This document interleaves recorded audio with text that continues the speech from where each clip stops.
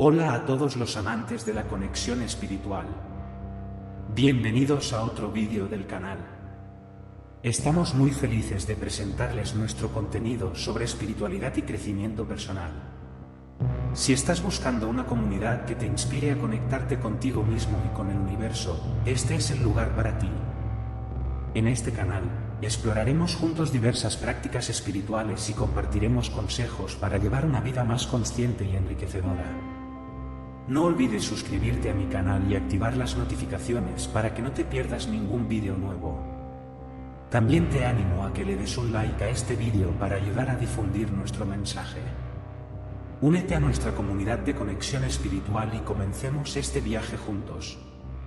Hoy vamos a adentrarnos en el intrigante mundo de la masonería eclesiástica, un tema que ha resonado fuertemente en los pasillos del Vaticano. Recientemente, la Oficina para la Doctrina de la Fe del Vaticano ha vuelto a poner sobre la mesa la cuestión de los fieles vinculados a logias masónicas, señalándolos como pecadores graves que no pueden recibir la comunión.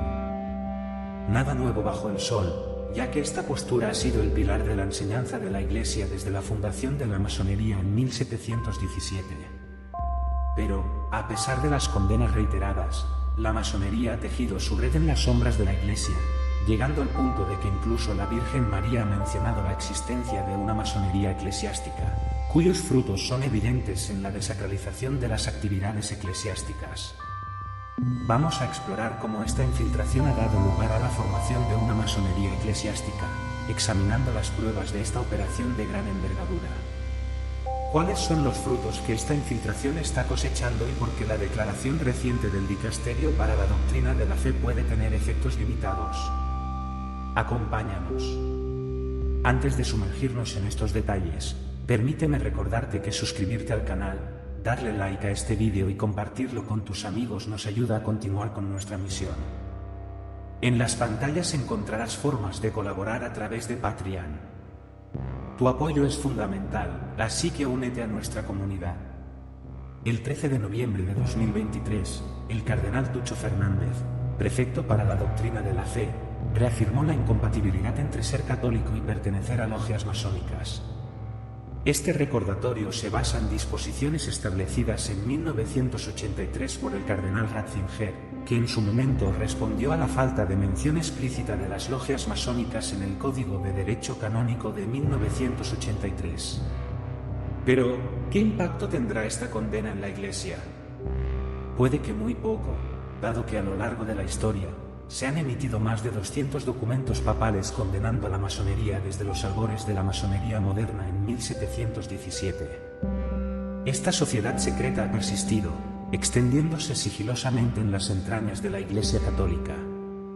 Su objetivo actual, establecer un único sistema económico, una sola cultura y un solo gobierno mundial basado en una religión universal. Su táctica es diluir las distintas religiones en una espiritualidad genérica que no cuestione la moral contemporánea, llevando a la desobediencia de los mandamientos divinos.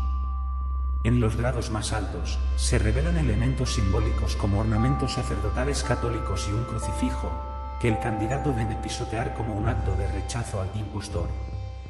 Pero, ¿cómo sabemos de esta infiltración masónica en la Iglesia? En 1859, una logia masónica italiana reveló un plan para infiltrar la Iglesia Católica desde adentro.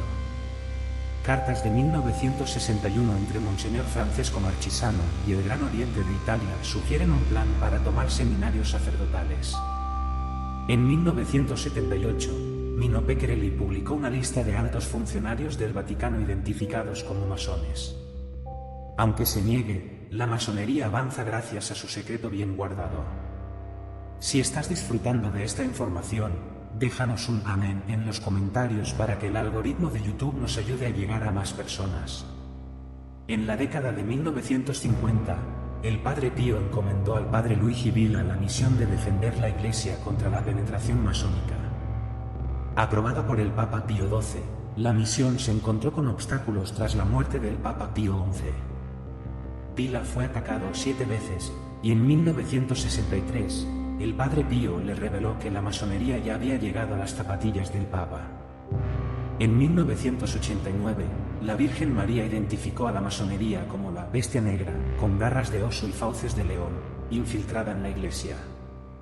La masonería eclesiástica busca cambiar la faz de la Iglesia, eliminando imágenes devocionales, moviendo el sagrario, atacando la liturgia latina y desalentando prácticas tradicionales. Aunque se niegue la existencia de la masonería eclesiástica, la confusión en la Iglesia actual puede ser atribuida a sus maquinaciones. Mientras el cardenal Tucho Fernández pronunciaba sus palabras desde el Vaticano, un pequeño grupo de clérigos discrepantes se reunía en la penumbra de una capilla poco frecuentada. Entre ellos se encontraba el padre Antonio Mourelli, un hombre de mirada penetrante y convicciones inquebrantables. No podemos ignorar lo que está sucediendo en nuestras propias filas, dijo el padre Mourelli con voz grave, mirando a los presentes con determinación. La masonería ha infiltrado la Iglesia, y si no actuamos ahora, ¿qué quedará de la verdadera fe? El grupo asintió en silencio. Sabían que el reto que enfrentaban era monumental. Decidieron formar una sociedad secreta dentro de la Iglesia para contrarrestar la influencia masónica.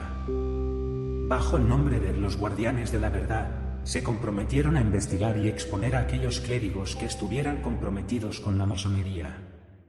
En los meses siguientes, los Guardianes de la Verdad actuaron en las sombras, recopilando información y desenterrando conexiones ocultas. Descubrieron documentos antiguos y correspondencia secreta que revelaban la extensión de la infiltración masónica. Entre los miembros de esta sociedad secreta estaba el propio cardenal Tucho Fernández, un hecho que conmocionó a muchos. Mientras tanto, el Vaticano continuaba su lucha pública contra la masonería, pero la falta de acción concreta permitía que la influencia masónica persistiera. Los Guardianes de la Verdad se dieron cuenta de que necesitaban pruebas irrefutables para exponer la verdad al mundo. En una noche oscura, el grupo se infiltró en una reunión masónica clandestina, donde presenciaron rituales que confirmaban las sospechas de su infiltración en la Iglesia. Filmaciones y fotografías fueron tomadas sin ser detectados, proporcionando las pruebas necesarias para derribar la fachada de la masonería eclesiástica. Con el respaldo de estas pruebas, los Guardianes de la Verdad convocaron una conferencia de prensa mundial. En un acto sin precedentes, revelaron la existencia de la masonería eclesiástica y presentaron las evidencias de su infiltración en la Iglesia. La noticia sacudió al mundo católico y más allá. El Papa, inicialmente escéptico, se vio obligado a tomar medidas. El cardenal Tucho Fernández fue retirado de su cargo y se inició una investigación exhaustiva en el seno de la Iglesia. Los Guardianes de la Verdad, aunque actuaron desde las sombras, fueron reconocidos como héroes por algunos y traidores por otros. La Iglesia enfrentó un periodo de purificación y reevaluación de sus prácticas internas. La masonería eclesiástica, aunque debilitada, no fue erradicada por completo. Su sombra persistía, recordándole a la Iglesia la importancia de la vigilancia constante en la defensa de la fe. Mientras el mundo católico se recuperaba de esta revelación, la lucha entre la luz y la sombra continuaba en los pasillos del Vaticano, donde la verdad y la traición seguían entrelazadas en una danza eterna. Y así concluye nuestro viaje por los oscuros pasadizos de la masonería eclesiástica. ¿Crees que esta confusión en la Iglesia es obra de la masonería? Déjanos tu opinión en los comentarios y para más contenidos intrigantes. Recuerda que la conexión con tu ser interior es un camino continuo y lleno de aprendizajes, así que te invito a seguir explorando y creciendo en tu propia búsqueda espiritual.